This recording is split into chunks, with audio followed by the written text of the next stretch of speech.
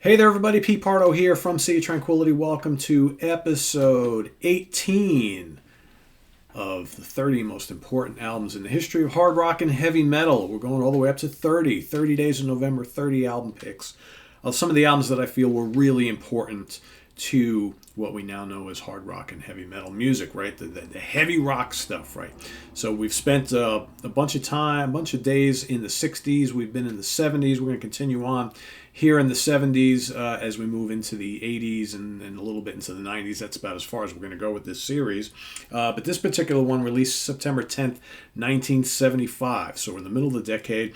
And I'm fully aware that there's going to be a lot of people, because I know there are a lot of people who watch this channel who do not like this band, who do not give this band any kudos for much of anything. And that's fine.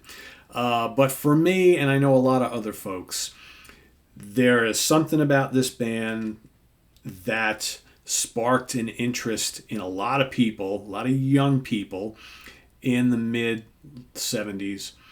And certainly there have been a ton of bands in their wake who have adopted lots of aspects from Kiss Alive, and specifically the band Kiss in general. But, the whole concept of this band and this, one of the great live albums of all time, to, go on stage with makeup, with kind of, garish looking costumes and platform boots and explosions and fire, the whole stage presentation, right? How many hard rock and metal bands, specifically metal bands, who have come out over the last 30 plus years have worn makeup, have put on kind of outlandish costumes and the big platform heels, have made the whole stage experience an event, right? And you could also say, we could also talk about Alice Cooper here as well, right? Because obviously Kiss got a lot from Alice Cooper.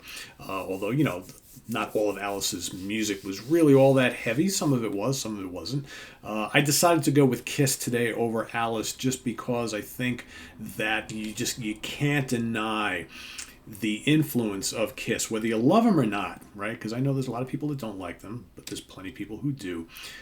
The whole idea of good, solid studio albums, but live on stage is where they were at. I mean, Kiss toured religiously, relentlessly. When you went to a Kiss show, that was an event. You saw an experience, okay? You got all the lights and all the smoke bombs and the blood and the fire and the explosions, and you got all these raucous, high energy songs, right?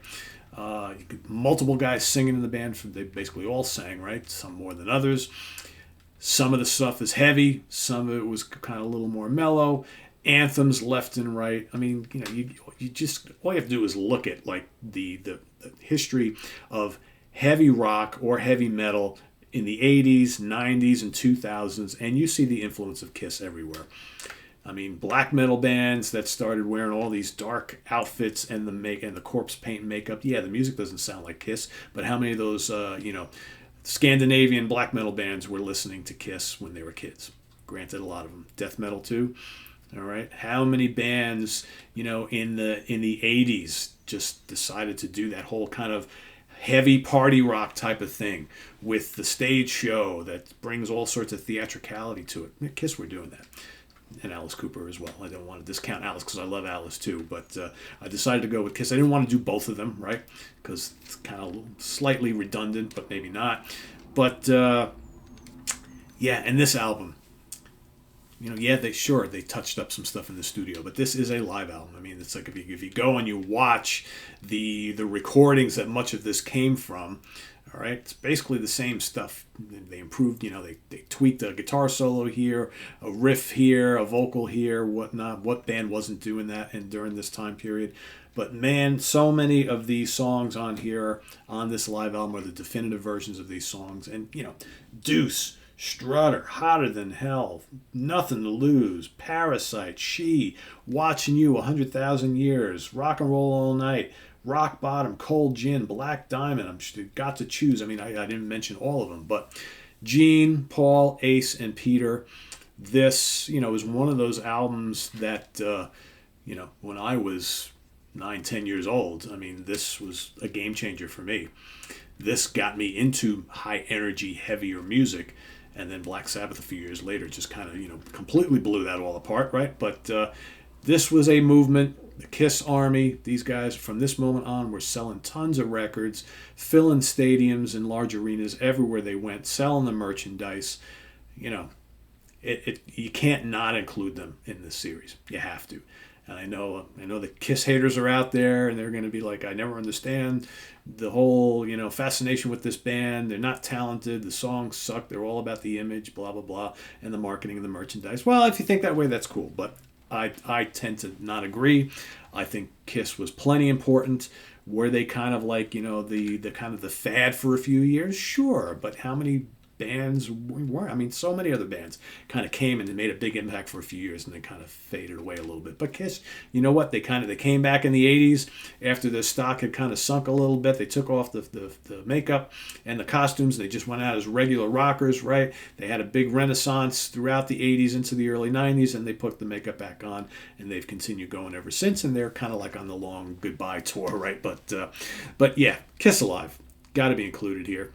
And picking a live album this time around. So thanks for watching. Visit us on the web at www.seatranquility.org. We're on Facebook. We're on Twitter. Of course, we're here on YouTube all the damn time. Stay tuned for episode 19 coming up tomorrow, as well as all sorts of other stuff here on the channel. Please subscribe if you haven't already. And click on that notification bell so you get alerted of all of our content.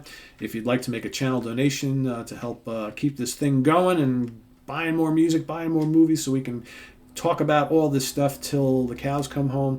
The link to our Ko-Fi page is below. We've also got the link to our merch page. All sorts of cool Sea Tranquility stuff on sale. We're also having a special discount for the month going up till the end of December. So go check that out. Get yourself a couple shirts, or whatever, and get a little discount. There's all sorts of things happening on the merch page, as well as 23,000 reviews plus on seatranquility.org, our webzine that has been on the internet for 20 years, celebrating 20 years on the internet this year. So thanks for watching, everybody. I am Pete Pardo. We'll see you tomorrow with another episode. Take care. Bye-bye.